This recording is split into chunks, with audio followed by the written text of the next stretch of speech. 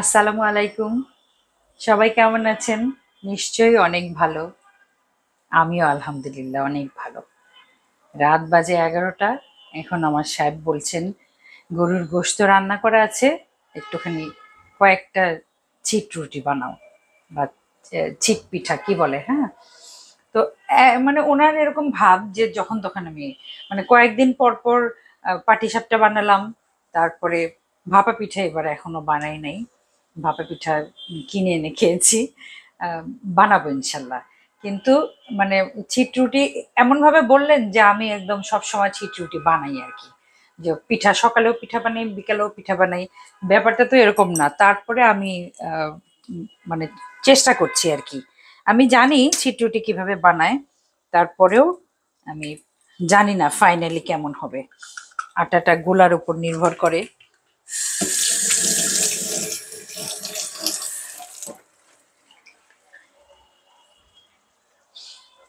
এটা চালের গুঁড়া, একটা ডিম নিয়েছি, একটুখানি নুন দেই। এগুলো এগুলো আসলে অন্য কিছু দিয়ে হয় না, এটা হাত দিয়েই মাখতে হয়। যেহেতু চালের গুঁড়া একটু নুনটা এতটুকু লাগবেই। বেশি বানাবো না আমি, 6-7টা পিঠা বানাবো। উনিই খাবেন। এই রাত দুপুরে এত পিঠা কে খায়? কারণ অলরেডি ভাত চড়ানো হয়ে গেছে। আগে যদি জানতাম তো ভাতটা না চড়ে সবাই পিঠা খেতাম, কিন্তু এখন ভাত চড়ানো হয়ে গেছে, গরম ভাতটা শুধু শুধু নষ্ট হবে। একটুখানি রসুন বাটা, 1 চিমটি আদা বাটা একটুখানি দিচ্ছি আর কি, মন মানে না। একটু তেল দেই। এটা না ছিট রুটি যেটা অন্য সবাই করে, সবাই তার মতো করে করবে, আমি আমার মতো করে করছি। এটাতে তো কোনো অসুবিধা নাই। এটা আমি মেখে নিচ্ছি, তারপরে আবার আসছি।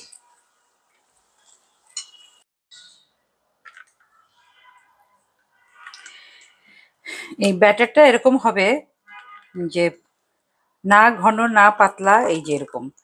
এবং এটার টেকনিকটা যেটা আমি আসলে শিখেছি সেটা হলো এই ব্যাটারটা এরকম তালুর মধ্যে নিতে হবে, তারপরে যেহেতু এটা ছিট রুটি, এটা অনেকেই ইদানিং অনেকভাবেও আমি দেখেছি অন্যভাবে আহ, বোতলের মুখ ফুটা ফুটা করে নিয়ে তারপরে সেটাতে ভরে তারপরে বানায়, কিন্তু যেহেতু এটা ছিট রুটি আমি হাতেই ছিটিয়ে ছিটিয়ে বানাবো।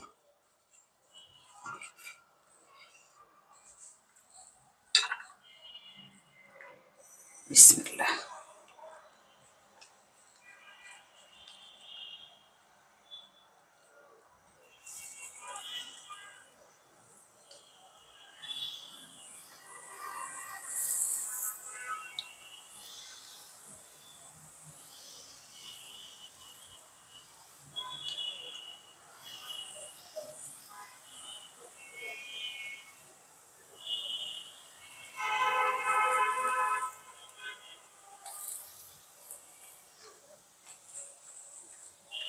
এখন আমি এটা একটা ঢাকনি দিয়ে ঢেকে দিব।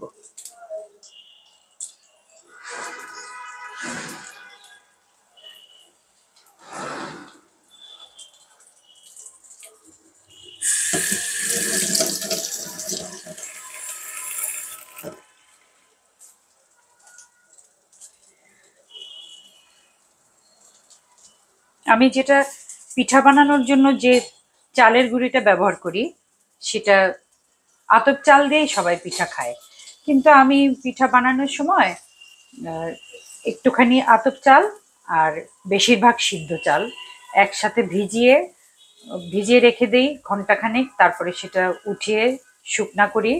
আম, একটা কাপড়ে ছেঁকে নেই, ছেঁকে তারপরে সেটা যখন শুকনা হয়ে যায় তখন দোকানে পাঠিয়ে দিয়ে সেটাকে আমি গুঁড়া করে নিয়ে আসি।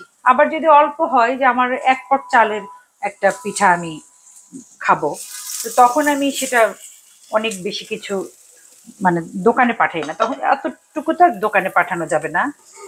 তো তখন আমি ব্লেন্ডারে ব্লেন্ড করি। কয়লা পিঠাটা তো একটু এরকম।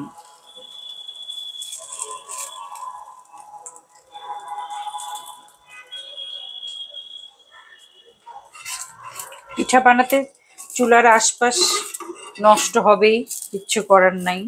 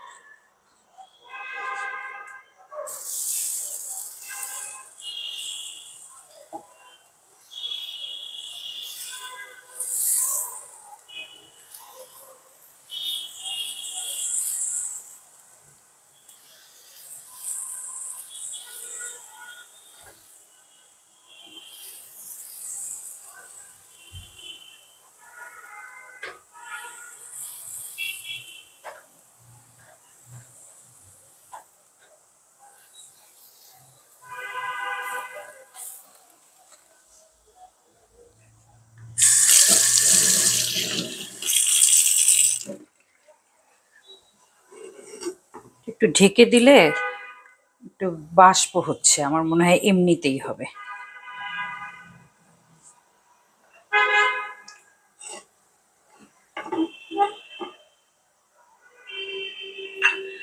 অনেকের প্রশ্ন যে মানে কয় জায়গায় আমি থাকি। আমার বগুড়ায় আমি থাকি, সিরাজগঞ্জে আমার কোনো বাড়ি নাই। আমার দাদার বাড়ি নদীতে ভেঙে গিয়েছে। বাবা একদম একলা ছিলেন, বাবার কোনো ভাই বোন ছিল না।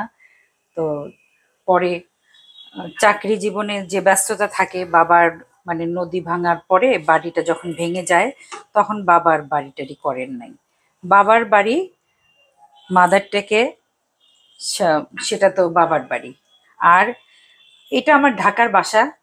আমি বগুড়াতেও থাকি, আবার ঢাকাতেও থাকি, আবার গানের জন্য দেশ বিদেশে যাই, তখন সেখানেও রান্না করি। কিন্তু সত্যিকার অর্থে আমার রান্নাঘর হলো তিনটা।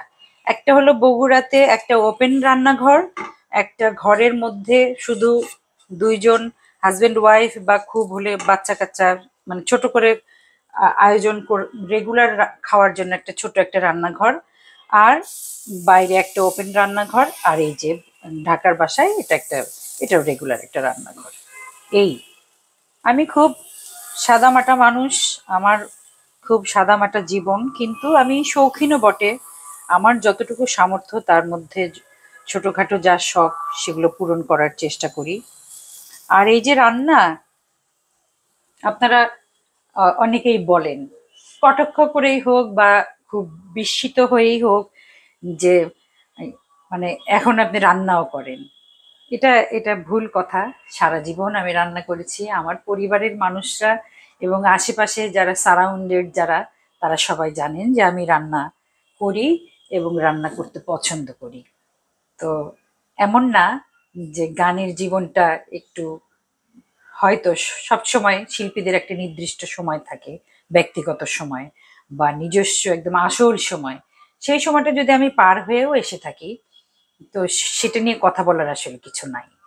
তো আর সেটা সেটা করছি না বলে আমি রান্না করছি, ব্যাপারটা এরকম না। আমি আসলে সারাক্ষণ কাজ করতে পছন্দ করি। আমি সেলাই করি, বাগান করি। আমি আহ, রান্না রান্নার যে সেক্টরের যত রকম কাজ আছে, সব রকম কাজ আমি নিজে হাতে করতে পছন্দ করি। যেমন আমি দরকার হলে মশলাও বাটি, মাছ কাটি, সব কিছু করি।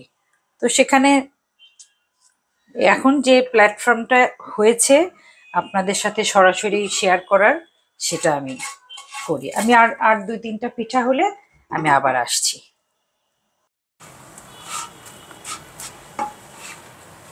প্রেমহীন জীবন মৃত্যুর যে আরো যন্ত্রণাময়, আমার মরণ হলেও ভালো হয়, আমার মরণ হলেও ভালো হয়।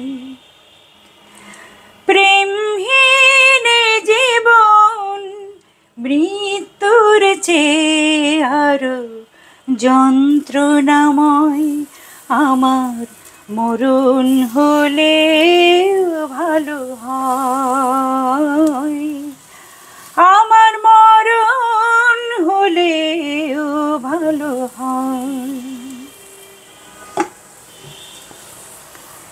গানগুলো যখন গেয়েছি, এমন একটা সময় গেছে যে স্টুডিও থেকে বাসাতেই ফিরতে পারিনি।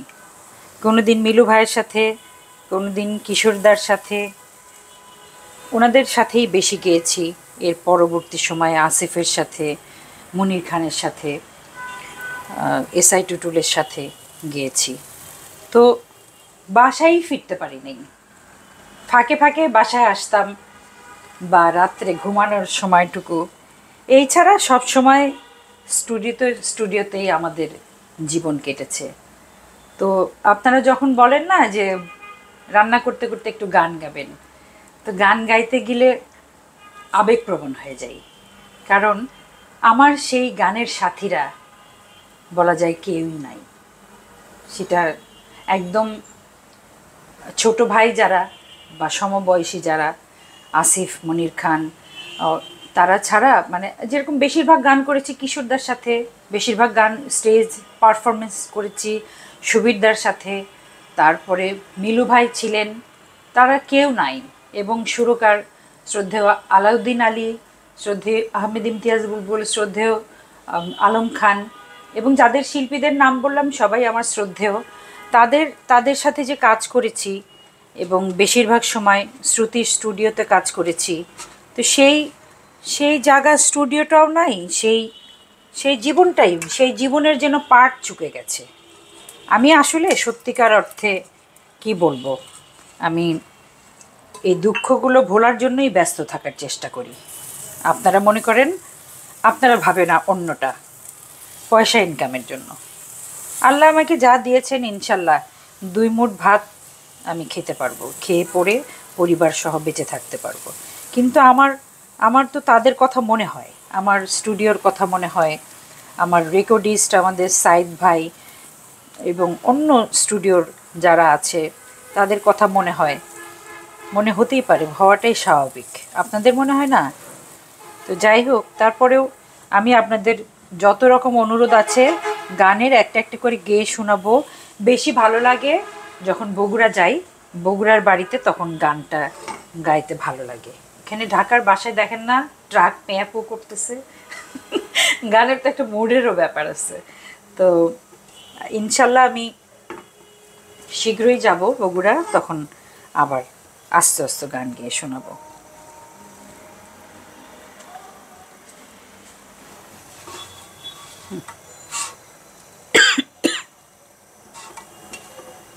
কারণ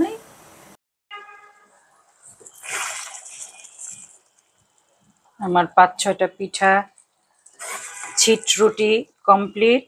এখন একটা এ কি আম্মার, কখন আসছো? এখন আসছো? কোথায় গেছিলা? ফুপির বাসায়। আল্লাহ, এ কি পিঠার গন্ধে সব মৌমাছি চলে আসছে আমার কাছে। মাশাআল্লাহ, অনেকগুলো মেহমান, মিষ্টি মিষ্টি মেহমান। এটা ছিট রুটি, এটা গরুর গোস্ত, আজকে খেতে হবে। হ্যাঁ, গরুর গোস্ত। হ্যাঁ,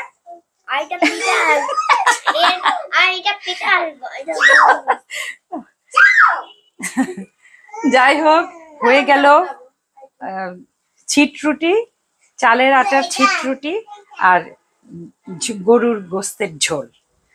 তো এখন এটা আমার সাহেব এটা দিয়ে ডিনার করবেন, আর বাচ্চারা অন্য কিছু খাবে, ওরা এটা খাবে না। তো সবার জন্য অনেক দোয়া থাকলো, আমার পরিবার এবং আমার জন্য দোয়া করবেন এবং এভাবেই আমার সাথে থাকবেন। সবাইকে অনেক অনেক ভালোবাসা, শুভেচ্ছা। আসসালামু আলাইকুম।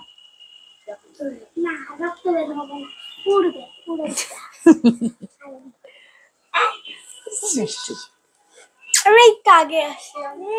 আগে আমরা তো এখন আসছি।